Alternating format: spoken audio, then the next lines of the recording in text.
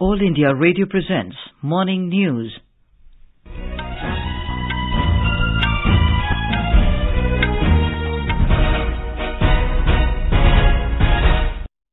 Good morning. I'm Anuja Kumar.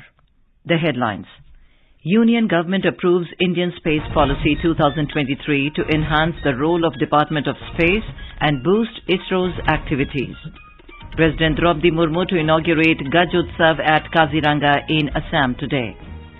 Centre extends ceasefire agreements with 3 Naga groups for 1 year. Home Ministry recommends CBI probe against Oxfam India for FCRA violations.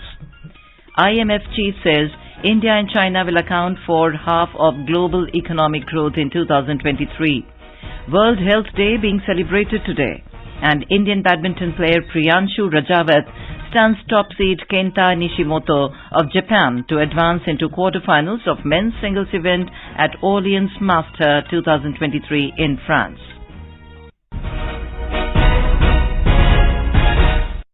And now the news in detail. The Union Government has approved the Indian Space Policy 2023, which aims to boost the country's Space Department's role. The policy lays down the roles and responsibilities of organizations such as the Indian Space Research Organization ISRO and private sector entities. During a cabinet briefing, Minister of State for Science and Technology Jitendra Singh said that the policy would enhance the role of India's Space Department, boost research, academia, startups and industry. Indian space policy का एक दस्तावेज तैयार किया था। Cabinet ने उसको मान्यता दी है, जिसका नाम रहेगा Indian space policy 2023 and which in brief would offer clarity to the role of each of these other components which have been set up to enhance the role of the Space Department, to give a boost to the activities of the ISRO missions, and to have a larger extended participation between the research academia, startups and industry. The opening up of the space sector for private participation, which was initiated by Prime Minister Narendra Modi, has led to the growth of startups in ISRO, with the number reaching 150 within 3 years. The Indian Space Policy 2023 is expected to provide a framework for the country's space sector for the next decade. The Union Cabinet also approved a revised domestic gas pricing guidelines. Information and Broadcasting Minister Anurag Singh Thakur said the price of natural gas is to be 10% of the monthly average of Indian crude basket. He said that the move is to ensure stable pricing in regime and provide adequate protection to producers from adverse market fluctuation. The minister also stated that it will provide incentives for enhancing production. जिससे किसानों को, घरेलू उत्पादकों को, industry को, vehicle वाले जो CNG और पीएनजी का इस्तेमाल भी करते हैं, अगर आप दाम देखेंगे इस पे तो ये टेंटेटिव चार्ट एक दिखाता है कि क्या इम्पैक्ट होने वाला है एपीएम प्राइसेस में कमी होने का सीएनजी और पीएनजी के। सीएनजी 92 रुपए प्रति किलो है तो कम होकर 87 रुपए हो जाएगी, और वैसे ही अगर पीएनजी 57 रुपए है तो कम होकर 52 रुपए हो जाएगी, यानी कि 10% का सीधा ही आपको पीएनजी पर फर्क पड़ रहा है। President Droupadi Murmu will inaugurate the Gaj Utsav at Kaziranga today on the second day of her visit to Assam. The 2-day-long event is being organized to celebrate the 30 years completion of the elephant conservation in India. The President undertook a jeep safari at Kohora in the Kaziranga National Park this morning. Assam Governor Gulab Chand Kataria, Chief Minister Himanta Biswa Sarma, Union Environment and Forest Minister Bhupendra Yadav will also attend the event. Later in the day, President Murmu will reach Guwahati to attend the Platinum Jubilee celebration of the Guwahati High Court as the chief guest. More from our correspondent. The Union Ministry of Environment and Forest and the Assam government organized the Gaj Utsav 2023 at the World Heritage Site Kaziranga National Park to celebrate the 30-year success of the Project Elephant. India has around 60% of the world's Asian elephant population, with an estimated figure of over 32,000 elephants. The Project Elephant was started in the year 1991-92 to protect elephants, their habitat and corridors. Another aim of the project is to address the human-elephant conflict. That today, Gaj Utsav will provide a common platform to all elephant-dominated states, experts and NGOs. Manas Pratim Sharma, AR News, Kaziranga. In Assam, Yog Mahotsav 2023 was held at Dibrugarh University Playground this morning. Union Ayush Minister Sarvanand Sonowal, Tripura Chief Minister Dr. Manik Saha and several union ministers have attended the program. The event has been organized to commemorate the 75 Days to International Day of Yoga 2023. The government has decided to extend ceasefire agreement with 3 Naga groups for a further period of 1 year. The groups include the National Socialist Council of Nagaland NSCN-NK, National Socialist Council of Nagaland Reformation or NSCNR, and National Socialist Council of Nagaland K Khango or NSCN-K Khango. As per the statement by the Home Ministry, the ceasefire with National Socialist Council of Nagaland and National Socialist Council of Nagaland Reformation will be effected from 28th of April 2023 to 27th April 2024. However, the ceasefire agreement with NSCN-K Khango has been from April 18th, 2023 to April 17th, 2024. All these groups are breakaway factions of NSCN-IM and NSCN-K and have signed ceasefire agreements with the government over the years. The Union Ministry of Home Affairs has recommended the Central Bureau of Investigation or CBI probe against Oxfam India for the violation of the provisions of Foreign Contribution Regulation Act. As per sources, the ministry has found that Oxfam India continued to transfer foreign contributions to various entities, including other NGOs, which prohibits such transfers after amendment of the law, which came into force on September 29, 2020. The Foreign Contribution Regulation Act registration of Oxfam India that enabled it to receive foreign funds was not renewed by the ministry in 2021. The NGO was registered under FCRA for undertaking social activities and its registration was valid till 31st of December 2021. During a survey by the Income Tax Department, were found that Oxfam India was allegedly planning to circumvent the provisions of the FCRA by routing funds to other registered associations or through the for-profit consultancy route.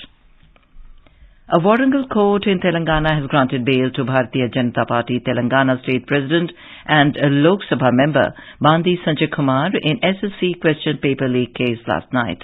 Sanjay Kumar, in an open letter to party leaders and cadres, said his arrest is part of a large conspiracy by the ruling BRS government in Telangana. He said such conspiracies will not demoralize the party. He also alleged that the BRS government has foisted false cases against him as he had taken up issue on behalf of 30 lakh unemployed youth who suffered due to leak of question papers of recruitment exams. This is All India Radio giving you the news. For quick news updates round the clock, follow us on our Twitter handle at AIR News Alerts.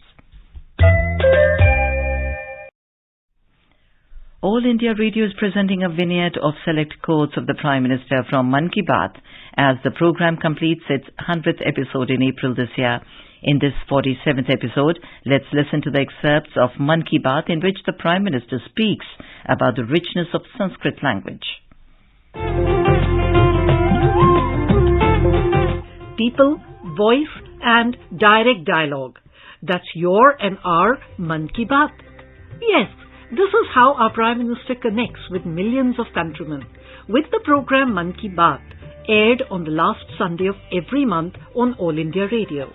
This series, which started on October 3rd, 2014, will complete its 100th episode in April 2023. In the 47th episode of this special program, let's listen to those excerpts in which the Prime Minister spoke of the value of Sanskrit language. Sanskrit is more than just a language. Our culture and traditions are rooted in Sanskrit. All ancient scriptures of Sanatan Dharma have been written in Sanskrit.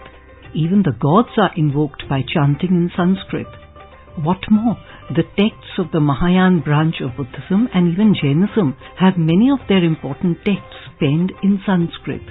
The Sanatan Dharma can't think of worship in any language other than Sanskrit. This language of the oldest civilization in the world is a treasure trove of scientific knowledge. So reminded us the Prime Minister in the Mann Ki Baat program broadcast on 26th August 2018. हम सभी भारतीय इस बात पर भी गर्व करते हैं कि वेद काल से वर्तमान तक संस्कृत भाषा ने भी ज्ञान के प्रचार प्रसार में बहुत बड़ी भूमिका निभाई है।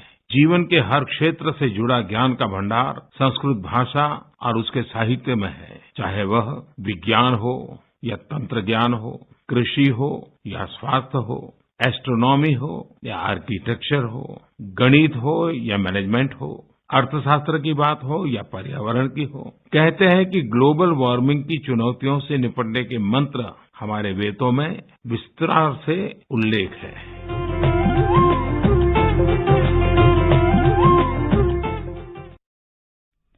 International Monetary Fund or IMF has said that the world economy is expected to grow at less than 3% this year, with India and China expected to account for half of global growth in 2023.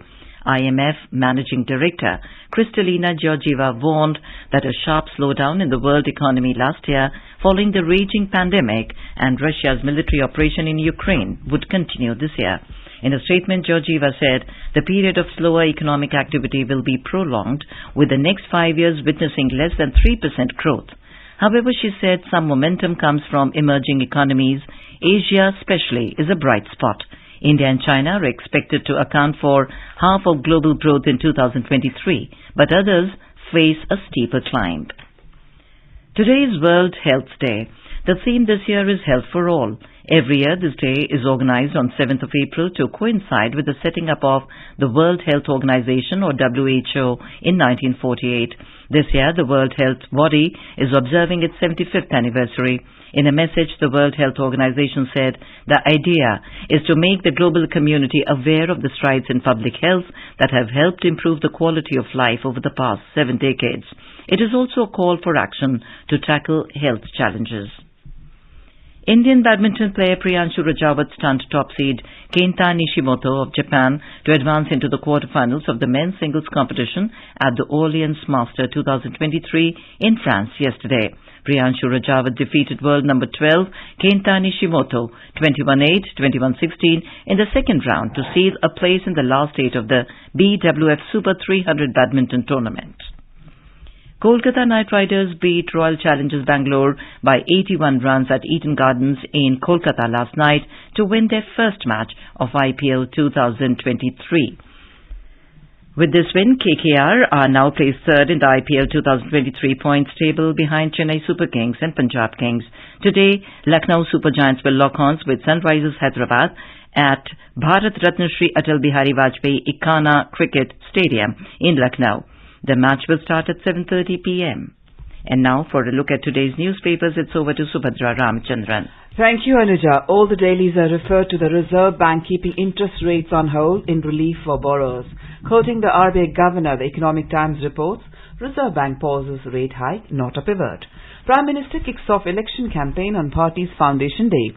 Will return to power in 2024, but do not be complacent, the Indian Express quotes the PM. To ensure users do not post content spreading in misinformation, the new IT rules regulating the social media says, remove posts fact-checked by government body, writes in the Sun Times.